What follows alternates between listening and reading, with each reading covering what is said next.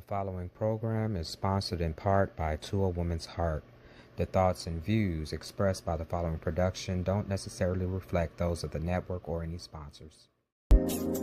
Rainbow Room Publishing Live, starting in 5, 4, 3, 2, 1. Merry Christmas, family. This is Eddie Pierce coming to you from Rainbow Room Publishing House on Christmas night. Of course, you all will be seeing this sometime tomorrow. I didn't want to try to compete with football games. It's a Wonderful Life and all of that, but I'm coming for your time slot next year, so stay tuned to this channel. What we had planned tonight was a simple reading. There is a very cool, I think, very cool Christmas scene that I have here in Love from Behind, so it's not just about what you thought it was. Without further ado, we're just going to get to it. How about that? Fall came and went with the leaves, and the wind brought in the winter. That Christmas was the same as those from his childhood. Jesus is the reason for the season, Ma said, church first. So they bundled up, protecting themselves from the Midwestern winter, and made their way to the sunrise service in Ma's 85 Jetta. Lee found the title ironic in light of the heavy overcast that blocked out the sun that morning. He, Ma, and the girls were 4 of a dozen people in attendance. Lee guessed that they were like Pastor and First Lady Williams, Deacon and Mother Simpson, Mothers Isaac and Tate, Nurse, what was her name, he thought to himself. And just like the homeless guy in the back across from him, the 4 of them, the rest of the participants, didn't have very much family.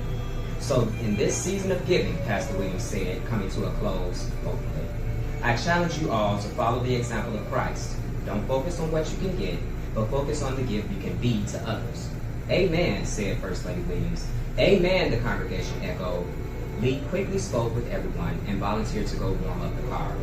I'll go with you, Tony piped in. Me too, Ronnie added. Lee hoped that Mom wasn't too annoyed with their hasty escape. He knew that it would only encourage her to fellowship with the rest of the churchgoers even longer.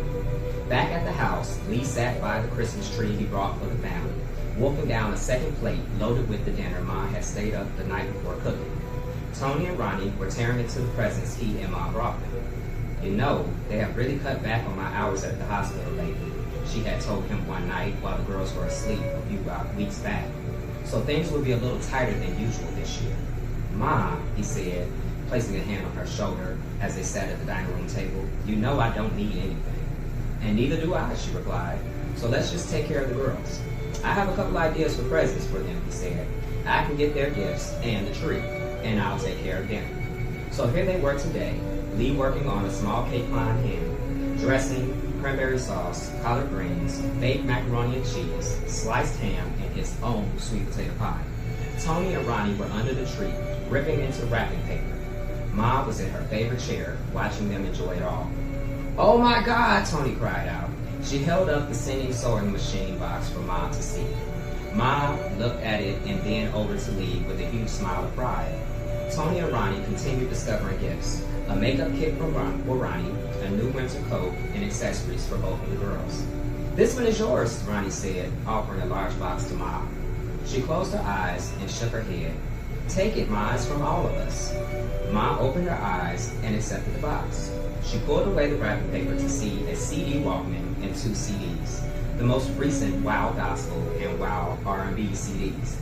Lee brought the Walkman and we picked out the CDs, Ronnie said proudly. Now you can have some music at work. And there's a cassette adapter so you can plug it into the car, Tony added. Thank you, Ma said to them all, but Lee saw more than gratitude for the gift in her eyes.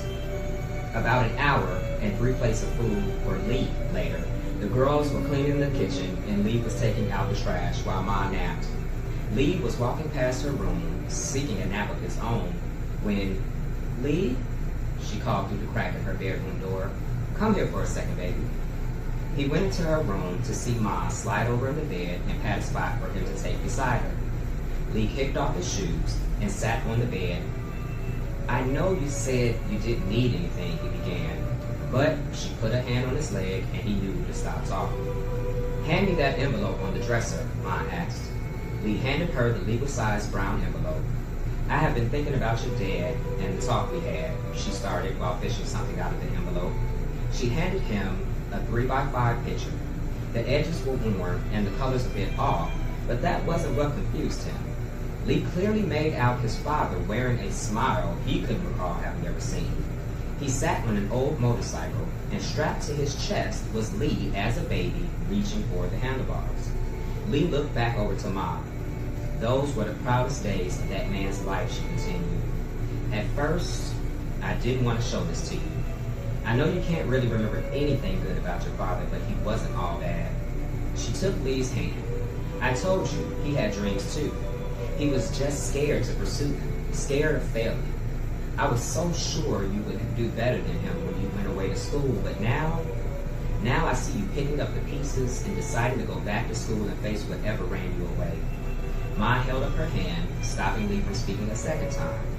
You can tell me about it when you're ready, she said.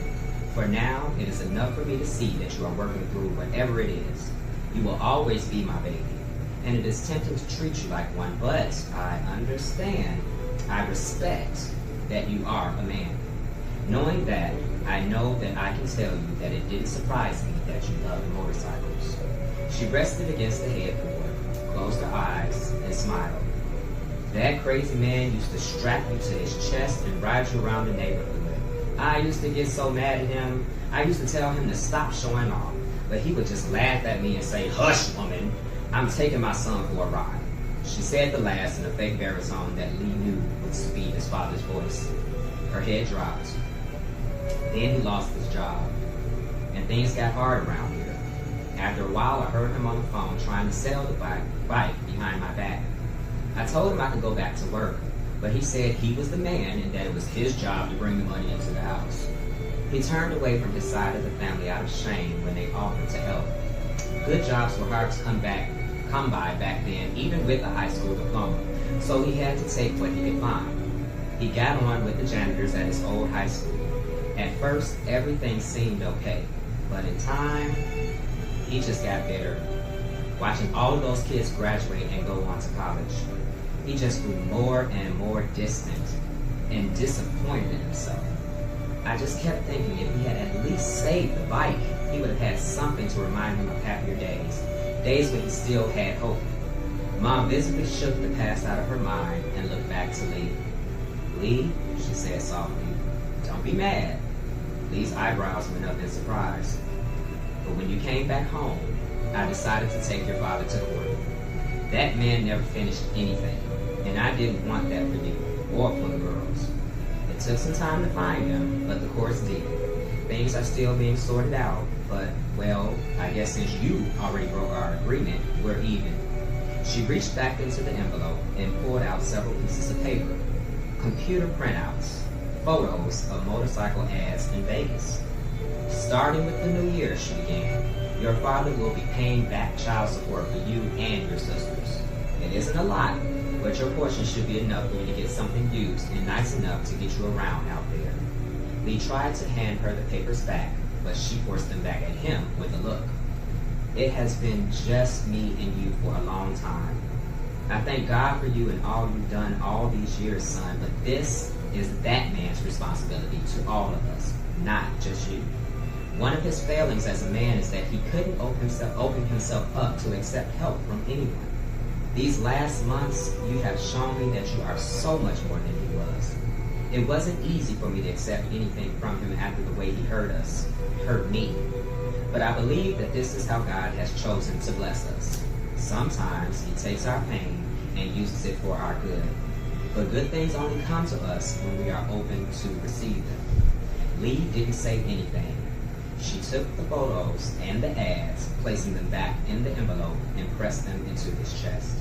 She kissed him on the forehead and said, "Merry Christmas." Minutes later, back in his room, Lee sat on the bed, staring at his dresser. He got up, still holding Mom's envelope. Well, his envelope now.